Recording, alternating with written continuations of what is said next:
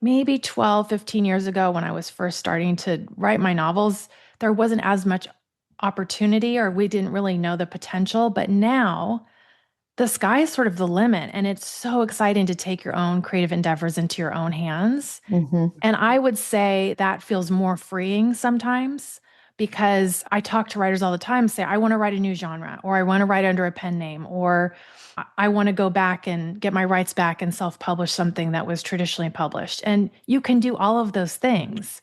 And so I think a lot of times people come to the table with the old methodology of, oh, there's only one way to do it, and I have to stay in my lane forever. That's really not the case anymore.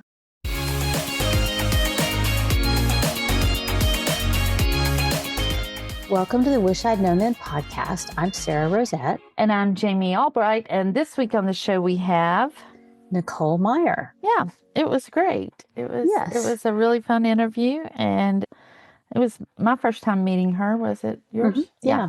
She is a book coach, and we talked to her about taking feedback and maintaining your voice. Yeah. And a lot of other things like we talked about. The trap of rushing, like just to hurry and get the book out. Trends she sees, because she sees a lot of different books in a lot of different genres. Yeah, so it was really good. I enjoyed it. It was really interesting. It was very good. And so she'll be coming up here in a minute. And we have a sponsor this month, correct? We do. Vellum is our sponsor for February. And we love Vellum. We love Vellum. We can't go on about them enough, I think. But yeah, we both use Vellum. We love it. What do you think is your favorite thing about Vellum? Making box sets, because I just made one. It's so easy. It's so easy. I mean, now I will tell you, when I started, before I started using it, everybody's like, it's so easy. It's so easy. Just the program itself. Right. And there was a slight learning curve for me, but it wasn't bad. And once you figure it out, once you've done it, it's just so easy. And then putting together a box set is just so great. It really is basically drag and drop. It's so functional and easy, and it makes beautiful box sets. So that's one of my favorite things about them. Yeah. I like just the confidence I have that it's going to be right, that it's going to work. It's one of those things that I don't stress about. And it's going to look good. Yeah. Yes. And you can do so much more with it now than you could even a couple of years ago. Yeah. We'll talk about that some other time. Yeah. But yeah, it's such a nice piece of software because so many things, it almost works, or it works almost every time. And this one, I have confidence that it's just going to. Yeah, I don't think I've ever had it not work or had something mess up. And I will say, Sarah is she is like their little starlet. When the Brad so starlet, when we were at Author Nation, we walked up to their table and they had a lot of several books displayed, and Sarah's was front and center. It was. Yes. It was. It looked that beautiful. Was fun because I didn't notice it at first. And then when I saw it, I was like, oh, that's my book. So it was for my special edition. And I use Vellum for everything, all the interior aspects of the special edition. And it just works great. So if you're interested, you can go to tryvellum.com/wish. Yeah, we would love for you to do that because they are. They're just so great to work with too. That's another thing. They're just so easy to work with. Yeah. So we do have a question from someone sent us a text with a question. So we will answer that real quick. It says, I'm starting a newsletter very soon. It says it's mandatory to put a mailing address at the bottom of it. I would like to stay anonymous. Is it possible not to use my actual address? What do other writers do? And we have some options for you. Yeah. I use a virtual P.O. box. And so you can just search that. There's several. I think that there's a Reddit thread that's got some suggestions. I can't remember the name of the company that I used, or I would tell you. I think it's BioBox. Now that I say that, but don't quote me on that. But there are several companies. There are several. Y'all just look them up yourself. That's what I. And then you can just go down and get a PO box at your local, mailboxes, etc., or whatever, or the post office. Yeah. My email provider, ConvertKit, they allow customers to use ConvertKits at business address. So if they get any email for me, they will forward it to me. So that's another option. You might check and see if they'll allow you to do that. Yeah, so that's great. I have no idea, but I didn't think it was worth a P.O. box. I did have a P.O. box for a period of time, about 6 months, and I never got one piece of mail. So it just did not seem, it was kind of pricey for me. And it is pricey, I think, so especially for a new author. Yeah. And that's why I went with the virtual. It's a good solution. Yeah. So I started with virtual, then I did go to a regular P.O. box because I was just sure people wanted to send me something. And yet, alas, they did not. So I went back to virtual. Yeah, that makes sense. Yeah. We don't have any new supporters this week, but thanks to all our continuing supporters. Yes, we really appreciate y'all. And we're, just plugging along, doing episodes, and we have a new supporter episode about pen names that came out in January. We'll do another one for February. If you have any suggestions for what you'd like to hear from us, send us a text. Let us know. Like today, we're doing 2 podcasts today. Neither one of us have written today because, it's just a lot. So it really means a lot when you support us because we are spending our time doing this. But for you guys, we love it, but, it helps. We love it. Yeah. We enjoy seeing each other. We enjoy meeting the guest. And I actually enjoy editing the podcast at times. I'm like, oh, that was funny. I get to go back and hear it all again. And, it's a fun project and kind of side project that we do. Yeah. And we're so thankful that you guys support us and that you listen. Helps keep us going. Yeah. That you listen and that you share and talk about the podcast and let people know about it. So thank you for all that. And if you want to support the podcast, you can go to wishidknown.com or wishidknownforwriters.com/support, or you can find us now on Substack and subscribe over there. Yep, you sure can. So I do need to say the sound for me last week on the Jennifer Helt, it was fairly pathetic. I was in my car, y'all. We should have called that out, I guess, at the beginning of the episode. I didn't think about it. Me either. And so I'm sorry, but I didn't have my microphone with me. And so I'm sorry about that. But we've tried to get better. I sound like I'm talking in a tunnel, but you were there for the episode, which is the main thing for that. So what's been going on with you this week? This week, I've actually got some writing done. I've decided with this book, my plan is that instead of trying to write every day, I would have a plan to do dictation on Monday, get my raw words and begin to work with them. And it always turns out that I think, okay, this is a chapter. It usually is 2 chapters. By the time I work with the dictation and kind of fluff it up and fill in the blanks, it's bigger. And so that's what I've been doing. Monday I dictate, and then Tuesday and Wednesday and possibly Thursday and Friday, I work on making those into real chapters instead of just raw dictation. Yeah. And then all I have to do is think about what I'm going to do the next week, and having that little extra space makes me feel better. Yeah. It's going to take longer, in quotes longer, but I think it will actually be a realistic time frame. Because I would think before, okay, I can do, this many words this week and I'll finish at this point. But in reality, I was not that fast. No. And so it would take, I think this will give me a much more realistic expectation of when I'll be done. Yeah. So. It's like we talked about with Jennifer, we always overestimate what we can, do. What we can do in a day, in our writing, everything. Yeah. So I think that's a good plan. Yeah, I'm happy with it. So that is about it. That's all I'm doing. What about you? Same. I'm writing. I have a cover for this book. And it's so pretty. Thank you. Deborah Bradseth did it, and we might have her on the podcast because I really liked working with her.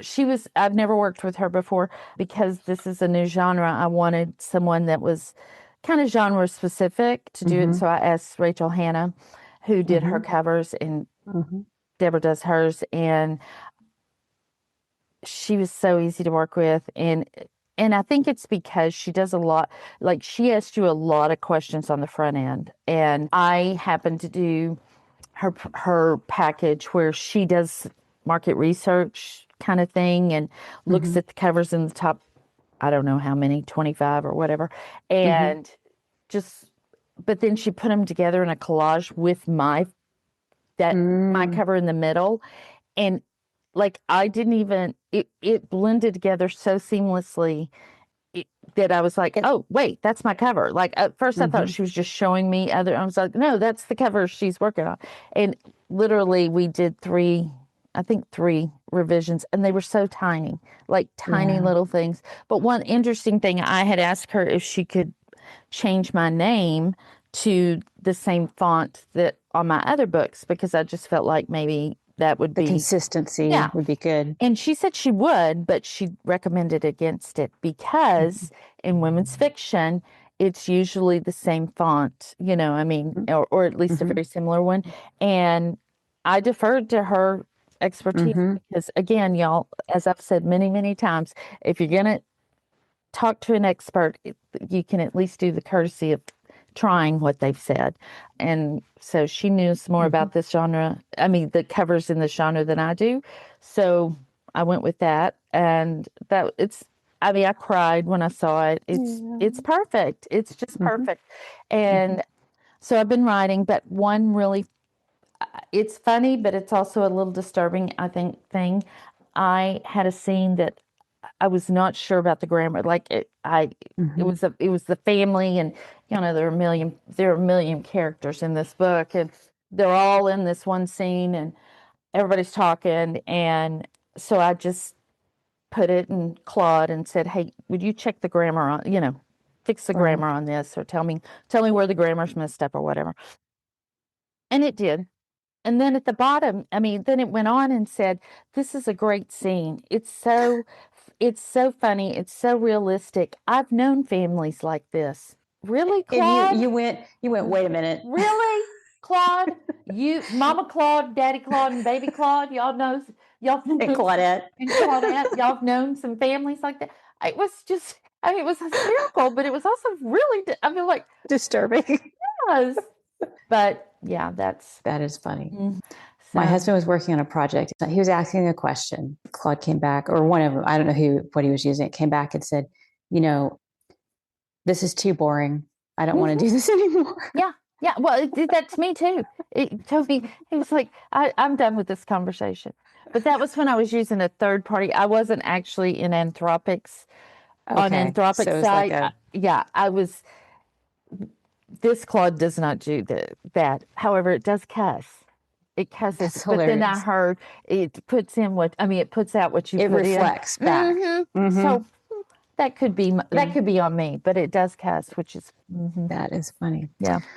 But anyway, we should get on with the episode. Yes. I've told too many stories already, so I could just go on and on. That's why we're writers. All right, here is Nicole.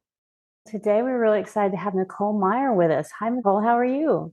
Hi, good. Thanks for having me here. We are so glad you're here. I'll let Sarah read your bio, and then I'll ask you the first question. Great. Nicole Meier is a certified book coach, developmental editor, and author of 4 upmarket novels. Her books have been recognized by Booklist, Refinery 29, BookBub, and Pop Sugar.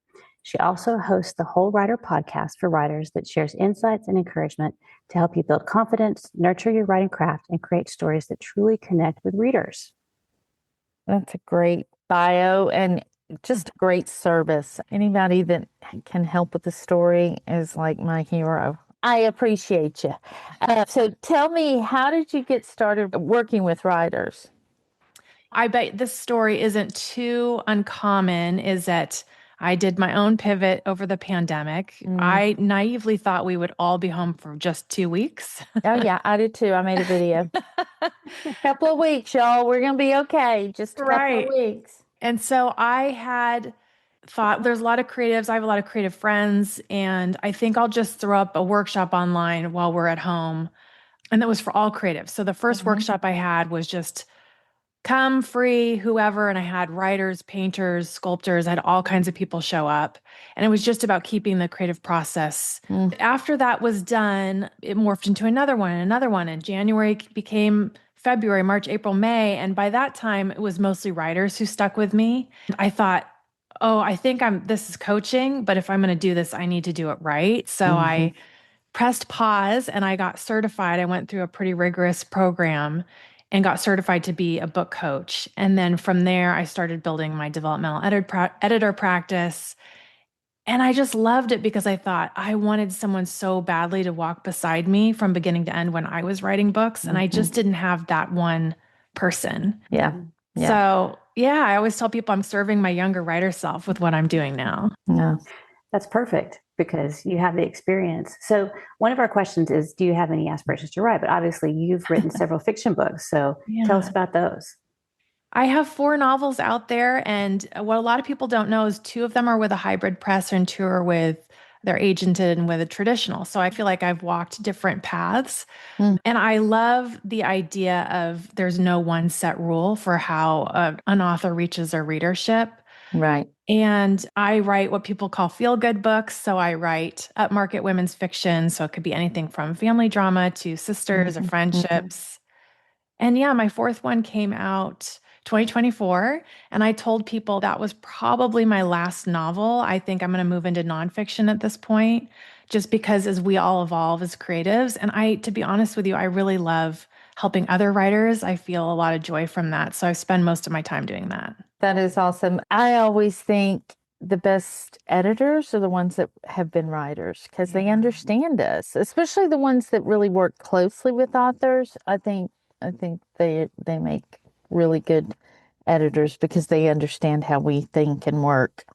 Yeah, there's so much is relatable. Right? Been through the struggles and have also seen the other end where it's exciting to see your book on the shelves. Yeah, exactly. What do you wish authors knew about what you do? Oh, about what I do? People come to me a lot of times hoping for a measuring stick. Is this worthy? Am I ready to be published? Is this good enough?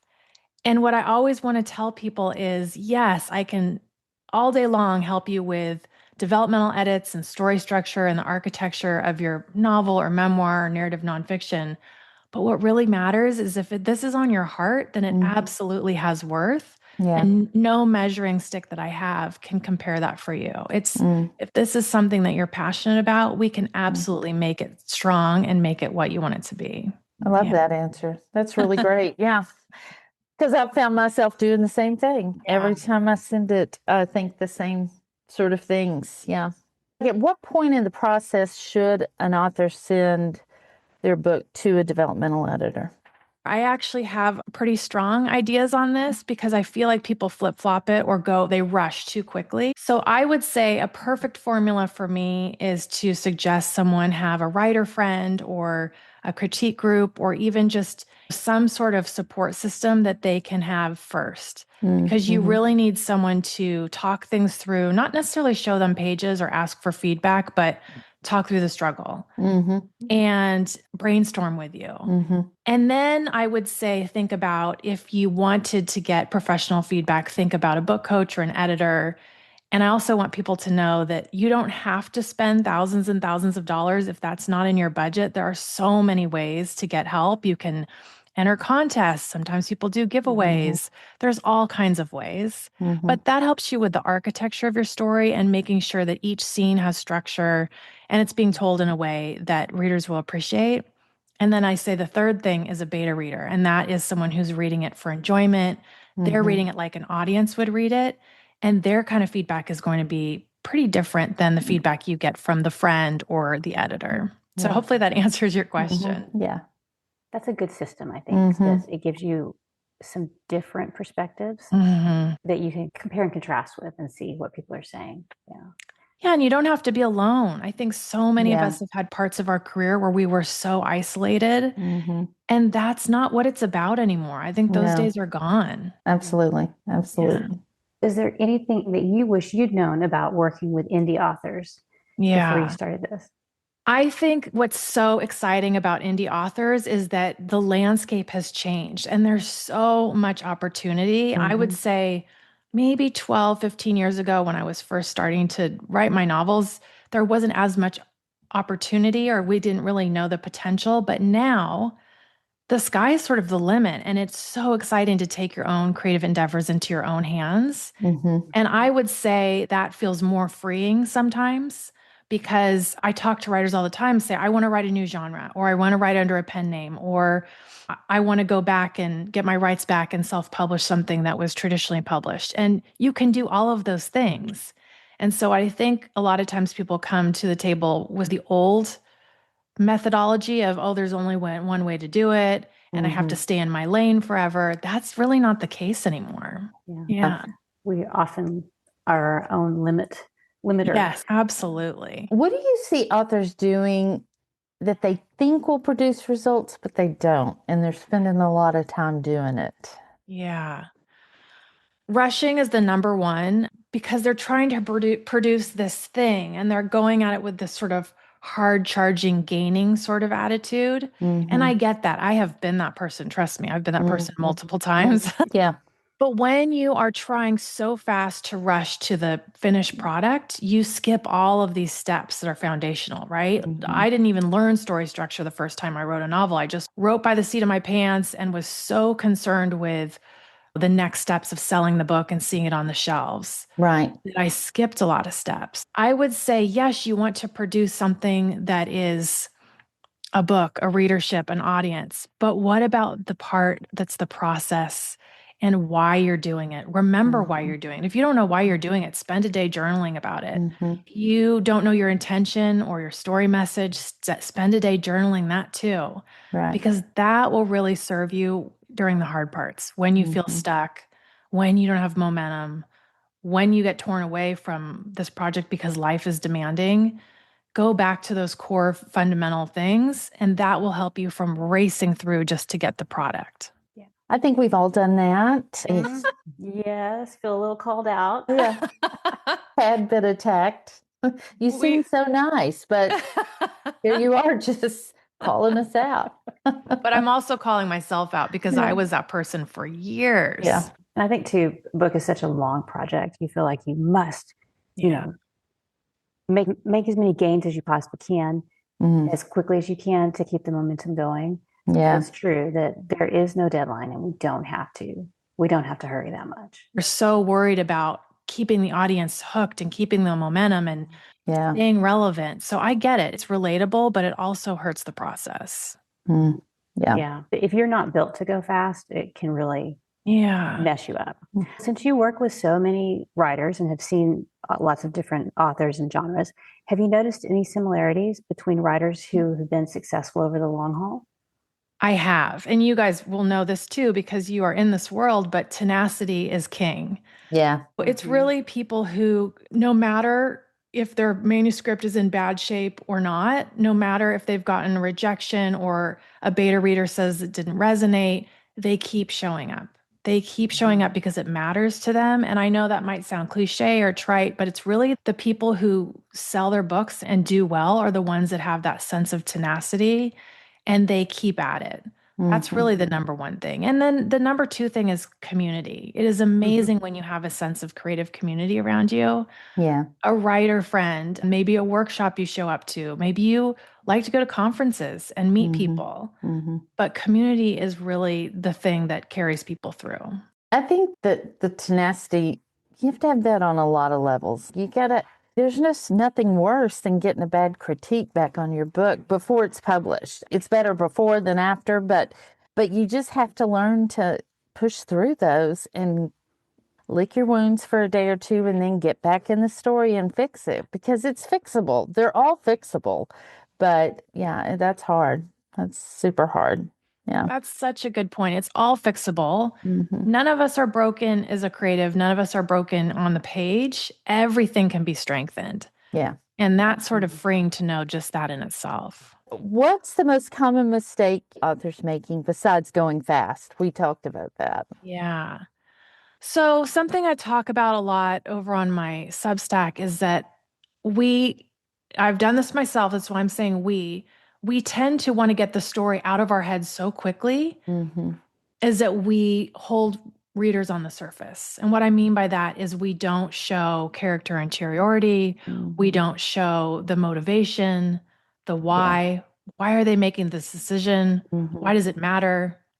So it's really holding people what I call arm's length, not getting inside and underneath and just skating across the surface the whole story. And that is something I would say is probably the number one fix or thing that needs strengthened when I work on a first draft of a manuscript with someone. Yeah. I know I'm working on a first draft right now. And since I write mystery, I'm trying to make sure all the pieces fit together. And I feel like I have to have that in place. And then I can go back and add, because it is missing some things. I was like, it feels very dry right now. I feel like I need to go back and get in her head a little bit more, the main character. And I can't do it all at once. So I have to do it over different passes. And that makes sense. That's pretty much how you should be doing. I shouldn't say the word should, but I love the fact that you're a mystery writer. I envy people who can think of such amazing mystery stories because it's so fun to read, but you do want to get those bones down before you add meat to them. Yeah. And so it makes sense to go back on your second, third, maybe fourth pass and then show the interiority, show the character motivation, show their values, what's important to them, and what are they willing to stick their neck out for. Yeah. That's true. Okay, that makes me feel better. I do that with the setting. It's like I'm writing on a green screen. Everything is happening on a green screen. Not much atmosphere. No. I call that floating in space. Yeah, we don't know where they're at. We don't know what they look like, what it smells like, we don't know anything. But that's also makes so much sense is you want to get the story down, and setting is absolutely something you could come in on a second, third pass and layer in for sure. Yeah. That's usually how I do it because it's not on the page for a while. Even I'm like, where are they? Yeah. Well, do you see any trends, anything that pops out at you lately? You know, what's so funny is I'm seeing the opposite of trends, which makes me so excited because for so long over the past, 4 or 5 years, I would see the same types of manuscripts come across my desk. And that was based on what was selling. I'd see a ton of romance, fantasy, a lot of midlife women redefining their lives, rediscovering who they are. And that was a theme that kept coming over and over. And I have to say, over the past, 18 months or so, I'm not seeing any of that. I'm seeing people lean into their sort of core wounds, their core message, their core personality, and everything about their own lives and their own unique identity. That makes readers connect more because it feels like less formulaic, right, and more about personal journeys. So I'm seeing the opposite of trends right now. That's really great. Yeah. That's exciting. Yeah. That's exciting. I wonder how, just projecting forward, how that will play out because everything turns into a trend. The trend will be to be not trendy. I don't know. I can give you an example. So let's say horror is something that's very trendy right now in film and in books, or dark elements of romance or whatever. But what I'm seeing a shift in is, yes, there used to be like an old sort of horror formula, but now people are putting in their own personal, like I said, addressing maybe some personal growth or wounds or personal healing or trauma that they wanted to explore, but they're putting that in a stereotypical genre and making it feel very fresh and very authentic. So there are ways to still stick with what's selling, but to put a whole different layer of authenticity in there. Yeah, that's really cool. Maybe that's partly a reaction to AI. And as we're all trying to be more human, maybe we are including things like that in our genre-specific books. Yeah. And then it gives you something to talk about to your readers when your book comes out. You can say, this is something I explored because it resonates with me, which makes it a little more personal. Yeah. I think that's a really insightful observation for sure. Yeah. I have a question about, what'd you say? I said, we'll see if it continues, if it really is a trend, if it really is accurate. I have a question because you mentioned horror or dark or romance. I've always wondered this, as like an editor or developmental editor, are there things that you don't have to tell me what they are, but are there things Mm. you won't take on? Like for me, I don't know that I could do horror because things just really stay with me, and so I would have a hard time with that. Some of the darker stuff I might not be able to do just because of my own, not moral bias, but just psyche, protecting my psyche and stuff. Are there things that you won't do, or have you come across that? It's so funny because I would have answered this so differently 5 years ago than I do today. And I need to do like a funny newsletter about this or something because you would not believe the things that I read sometimes. Oh, yeah. No, I would. But what happens to me, a lot of times I go teach at a writer's conference or I'm meeting people in person. And a lot of times I will really enjoy that person as a creative, meeting them face to face, that I will say, yeah, we have a connection. I will absolutely take on your dark romance, or I will take on fantasy, which I don't normally do, or I will I've looked at erotica, believe it or not. So I've looked at everything. Yeah. So it's really more about the person if I connect to their vision and why they're doing it. And that has changed for me. Years ago, I would say, absolutely not. I don't do A, B, C, and D. But now I do it all. The only thing I don't do is if there's elements of really dark abuse or torture or anything like that, something that will stay with me that I can't shake. That's a good point. But I've seen it all. Oh, my word, I've seen it all. Can't shock you, huh? I always feel like, gosh, people are telling me their deepest, darkest secrets because these things are not something that you would just learn on the street. They're showing me a lot of vulnerable parts of themselves. Yeah, exactly. Exactly. What do you see coming? Do you see anything, like we talked about trends, but forecasting forward, do you see anything coming? Gosh, I have to think about that. I think that I've started to see more things thinking like outside of our own small towns. So maybe some climate things, maybe some things exploring if we blended communities. I'm starting to see people think outside of their small box, if you will. Yeah. And that's exciting too. Yeah. What would this world look like a little bit further in the future? And how would our community look like? Yeah. Yeah, that's cool.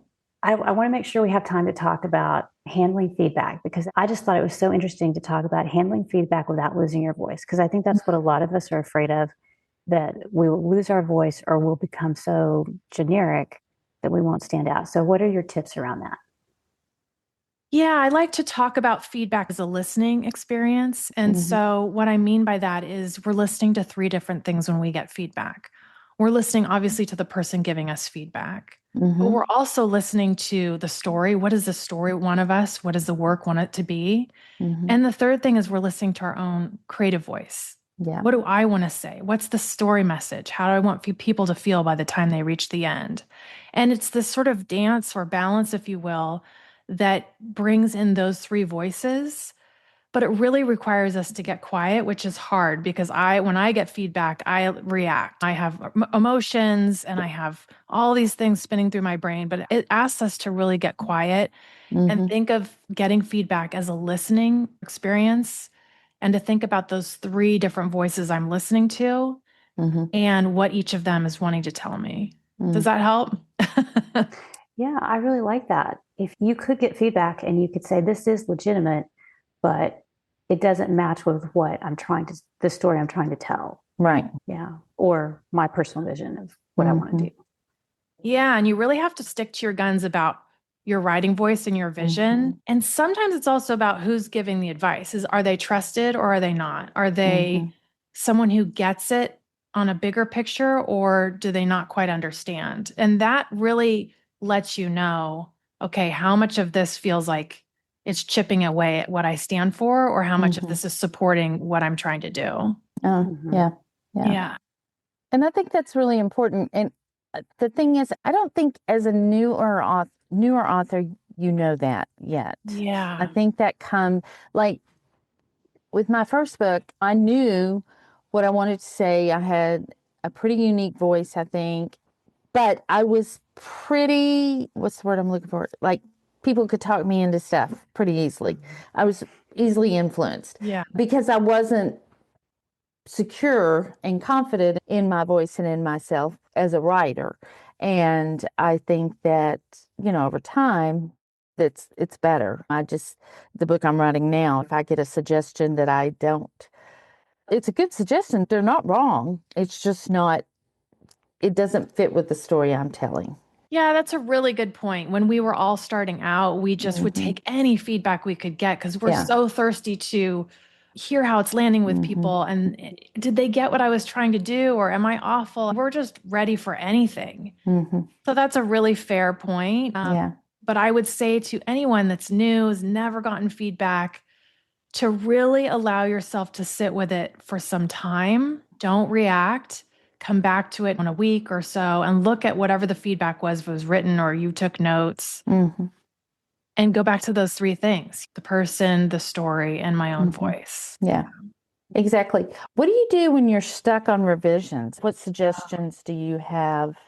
Like, you've gotten the feedback or you're just going through it and you're just like, I don't know what to do now.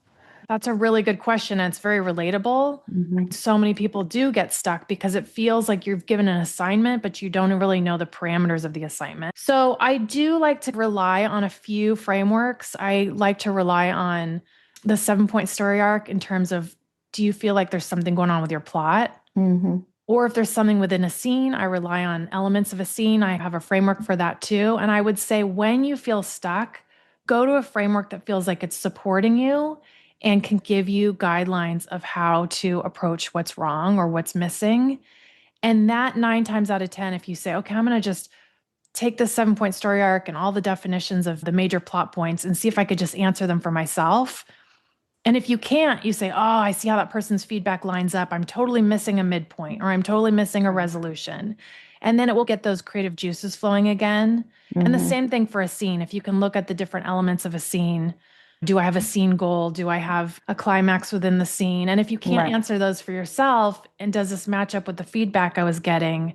Okay, I think I can get back on track if I just follow a little bit of framework. So I'm not saying formulas are king, but I'm saying they can be very helpful as a tool. Yeah. I love a good formula. I do too. I love a framework. And I think that it's important too that, for me personally, I can only speak for me, that's why multiple passes through a book are important, because I can't get that the first time or even the second time. That's a third time through. Is this happening? Especially scene by scene. It takes time. And so, the authors that can do it on the first pass through or second pass through, my hat's off to them, because I'm still putting things on the wall. Still figuring out where people are, Yeah, and just nobody gets it right the first or second time. Nobody. Even my author friends who have 12 books out there, everybody goes through what you're talking about. It's just layering in, strengthening over time, for sure. This has been really good. Thank you for taking the time to talk to us today. Can you tell everybody where they can find out more about you and your coaching? Sure. So they can find me at NicoleMeier.com, and Meier is spelled Meier. And I live my days over on Substack too. And so my Substack is called Dear Whole Writer, and my podcast is called The Whole Writer. All right. That's great. Perfect. And we'll have your links in the show notes. So if anybody wants to reach out, they can do that. I love that. Thank you. Yeah. Thank you so much for having me. It was so fun to talk to you. Thanks for being here. It's always hard. It's just hard to find good developmental editors. I think that they're harder to find than a copy editor, for sure. And everybody has to find someone they have chemistry with. Do they have the professional credit, but do they also feel like they get me? Exactly. Yeah. Joanna Penn says it's a lot like dating. You've got to figure out, do we mesh together or not? Absolutely. Well, this has been great. We will have all those links at wishidknownforwriters.com. And also, don't forget, our sponsor this week is Vellum. You can go to tryvellum.com/wish, and we will see everybody next week. Bye, everyone. Bye.